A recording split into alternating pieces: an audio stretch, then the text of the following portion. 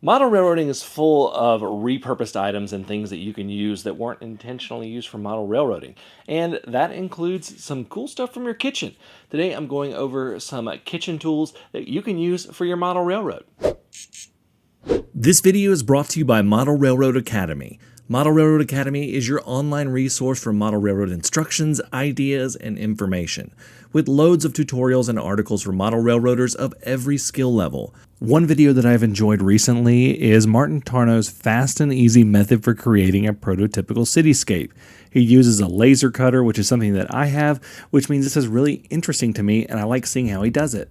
Plus, you can find tutorials on everything from bench work to electronics to scenery, all sorts of things there. The first 1,000 people to sign up at the link in the description below will get a full year of premium membership to Model Railroad Academy for $1.49. Offer is valid for new members only. Let's just go ahead and get straight into it. I'm going to start with one that you've seen me do before on dollar store model railroad finds, but I've started to lean more towards getting a slightly higher quality one, and that is a squirt bottle just like this, usually used for condiments and things like that.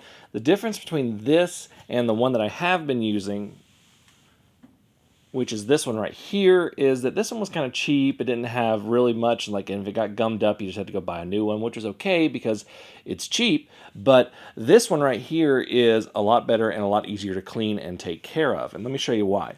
So the main thing is the lid here. Now, it's a bit better plastic quality, and I'll try to find this and link it. And then it also has where you can take the cap apart and everything, and you can pretty much just wash everything and you'll be good to go.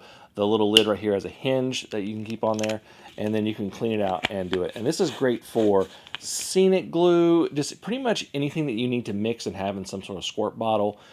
These are really great, and I really like this one because it does have all the measurements on there in standard and metric. So this is a great little thing, always having these squirt bottles on hand. And maybe if you're getting some trouble with the cheap ones, try some of the slightly more expensive ones like this one. This one was about $4 or $5. This one you actually haven't seen yet. You're going to see a little bit more of it coming up, but I've really been trying to figure out the best way to store things, like when I mix a custom paint or if I'm mixing a certain mixture of glue or things like that. And what I've really come down to is I really like glass jars, and these are the little mini ball jars, and these are really great because not only can you just they're really great in terms of quality.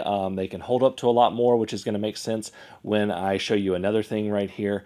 But this is just, these are fantastic little things to hold. Obviously, they're glass, so don't drop them and break them. But these are great for holding glues and paints that you mix and custom paints, even if you make your own pigments and things like that. These are great for holding that. They're better at sealing themselves, and I absolutely love them. They come in multiple sizes as well, and you can find them in a lot of different places. But glass jars are something that are really good and really cool and really easy to use for model railroading and can help preserve those custom mixes that you make a lot longer. So this is the first one that's really one that once I started using it, I couldn't stop using it. And you're definitely going to want to buy one of your own of these, and don't use one if you have it. This is a milk frother, and it's a super cheap milk frother. I picked it up at Walmart for about $5. Takes 2 AA batteries, and basically what a milk frother is it froths milk for coffee, and basically it has a little stirrer right there. This has a button, and it just goes, and it spins like that. Now, what this is great for is mixing, and this is probably the best mixing tool that I've ever bought. And you can mix up your glues, your paints, or anything. If you're like me and you make your own custom scenic glue with white glue, water, and a little bit of dish soap, that's another thing, by the way. You want to just sit there and you just pour it into your bottle right here. And the great thing about this is you can really just stick it right into the bottle, and you can mix everything up right here, and it fits perfectly. It'll mix everything. You don't want to have the bottle completely full, or it's going to splash out, because it does like raise it up pretty good when it's doing that. But this is great for going in there. And remember what I said about the glass jars? The glass jars. So like a lot of times the cheap plastic containers, they don't really hold up that well when you do something like this in here. And it's another great thing for mixing. And you can get, if you can spend a little bit more money, and you can get some variable speed ones, some ones that where the tool will come out. I don't think that the tool comes out of this one, but it's still pretty easy to wash. But this is a fantastic mixer, and it's only about $5, like I said. I'll link one in the description below. But yeah, milk frother, fantastic mixer for paints, glues, everything that you're doing with model railroading. The next one is one that you have seen me use before in a different capacity, but that is a little personal blender. Now, it doesn't have to be a personal blender. It can be an old blender that you've had in the past, but these are great for making your own scenic material, specifically like foam turf and coarse turf and clump foliage. You can do that. Basically, I've done a tutorial on this, and I'll link this at the end, but basically you can take this, you can shred up a sponge, put some water and some paint coloring in it, and you can make your own coarse turf. You can make your clump foliage. You can do that kind of stuff. So let's say you need to make some trees that are not a typical color, like a Japanese maple or something like that. You can do that with this just by simply shredding a sponge and then mixing it in with paint and water and then letting it dry out. And it's really, really awesome, and it does a really, really good job with it. It's one of my favorite little hacks that I've ever discovered, and I really like it. And I really also like the personal blender aspect of it, because these can come off.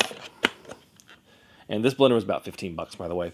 And this is something you can unscrew the blade and put a lid on here and just save it if you need to, and it'll be sealed. So that's another great thing about using the personal blender, but any old blender will work. If you got an old one that you are not using, that your partner may have gotten a new one, then definitely you can just like use that. But personal blenders are a really great thing for this. Honestly, this is probably my favorite hack that I'm about to show you right here, this little thing that I'm about to show you, because it is for people that may not have an entire large workspace, that may be using like a spare like spot at a dining room table or whatever, or if you're like me and you have kids and you want to work on stuff but you need to be able to close it up and put it away quickly. This is a baking pan. Now let me explain why I like this so much and why it's a hack. This one comes with a lid. So you have all that working space right there, and then you have this lid right here.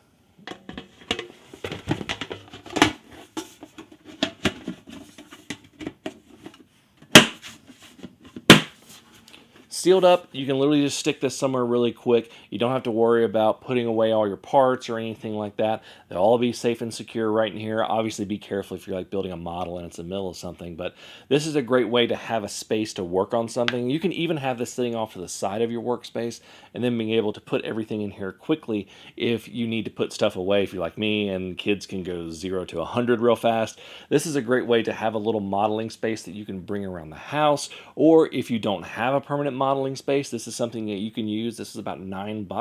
So this is something that you can definitely have your modeling supplies in, and it's going to keep them relatively safe. It's not watertight or anything, but this is a great way to be able to carry your modeling supplies around. So those are ones that I have used, or I'm really starting to use more, or things like that. This next one is one that I am going to try on my next module, and I saw it in the store one day and I was just like, you know what? I bet that would actually be pretty good for scenery work and model railroading, especially if you have a large space and you want to do stuff relatively evenly but still have some natural unevenness to it. And that is this Sifter. And this thing is just awesome. You can see it's got that, and then you just... So I can totally see you being able to put your scenic turf in here and just be able to shake it, and then if you need to mix it up a little bit... Yeah, this is definitely something that I am going to try. This was only about $5. I was really amazed at how cheap this was. By the way, all these I found at Walmart. I was just in Walmart one day and I started looking for a couple of different things, and that came up with this. But this is something that I'm going to try and I'm going to report back on. I've got 3 modules left on this phase of the layout, and you're going to see me use it on one of them. So be on the lookout for that. Do you have tools or supplies that are not for model railroading or modeling at all that you use for model railroading? Let me know in the comments below. These are just a few that I found, and I know that there are tons out there. Thank you all so much for watching. Until next time, I'm Jimmy from the DIY and Digital. Stay safe, be kind, and happy railroading.